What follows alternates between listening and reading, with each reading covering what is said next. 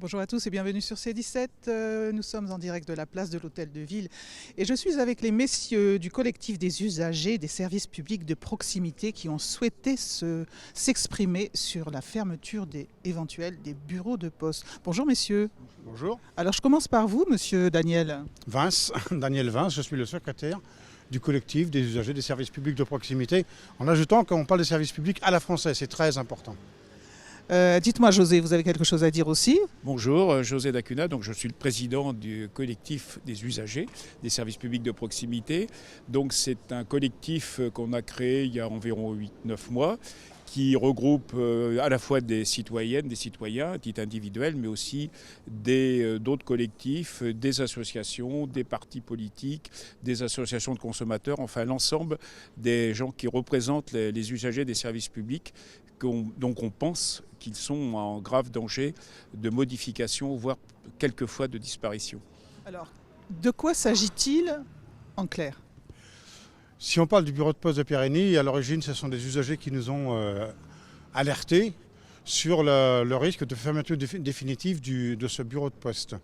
À la suite de ça, on a lancé une pétition, 2800 signataires aujourd'hui. On a rencontré beaucoup d'élus en leur faisant part de notre désaccord. On a créé ce collectif, effectivement. Et aujourd'hui, le collectif, il s'est donné pour vocation d'intervenir pas seulement sur les questions des bureaux de poste, mais aussi sur les questions de santé, sur les questions des écoles, etc., entre autres. Et donc, bon, on a quand même une urgence qui concerne le bureau de poste de Périgny. C'est qu'au 30 juin, les dirigeants de la Poste vont rompre leur contrat de bail qu'ils ont avec la mairie de Périgny pour passer peut-être en APC, c'est-à-dire agence postale communale. Alors, qu'est-ce que ça change justement, José? Ça change beaucoup de choses parce qu'il y a d'une part la perte d'un certain nombre de prestations pour les usagers, c'est-à-dire qu'on n'est pas en plein exercice, donc il y a des opérations que les usagers ne pourront plus faire.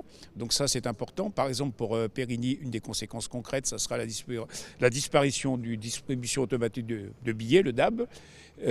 Non compensé par les autres distributeurs, puisque il faut savoir également que la Banque Postale, donc, qui continue d'assurer cette prestation, est la seule, de par la loi, qui est obligée d'assurer un certain nombre de missions sociales, qui est dévolue à la Poste, de par la loi, et qui ne serait plus le cas, puis si la Poste disparaît ou est transformée, et donc ça veut dire que ces usagers qui sont déjà en difficulté sociale seraient un peu plus en difficulté, puisqu'ils n'auraient plus accès aux services desservis uniquement par la banque postale. Je pense par exemple quand des gens qui sont au RSA, qui viennent chercher leur RSA pour pouvoir vivre sur le mois, c'est parfois un peu compliqué. Et donc cette prestation ne serait plus assurée.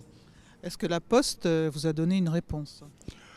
Je voudrais juste ajouter, préciser que le fait que la Poste propose à la mairie de Périgny de changer le bureau de poste de plein exercice en une APC, agence postale communale, ça change beaucoup de choses. Petit 1, la Poste n'aura plus aucun engagement financier, plus de loyer à payer.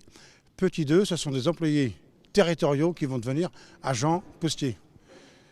C'est-à-dire qu'en fait, la Poste gagne sur tous les tableaux.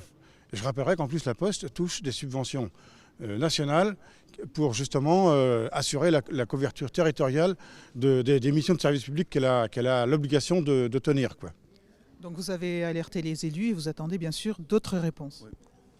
Oui, alors on attend des réponses, d'autant plus qu'il faut savoir que dans l'organisation postale telle qu'elle existe actuellement, il y a donc une commission qui se siège au niveau du département qui s'assure de la bonne couverture de la présence postale, puisque la Poste a une mission évidemment liée à sa fonction de poste, mais également une mission assignée par la loi d'aménagement du territoire. Donc c'est quand même des objectifs importants. Et donc,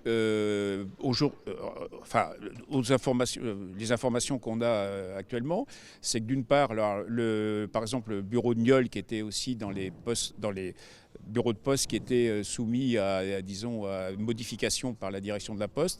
Donc je rappelle, c'est 500 dont Pierre, Nieul et Périgny. Donc on n'a pas les seules réponses sûres que l'on a, c'est celle de Marc Meignier, le maire de Nieul, qui nous a confirmé avant-hier qu'il s'était opposé fermement à la transformation de son bureau de poste, qui veut garder son bureau de poste de plein exercice.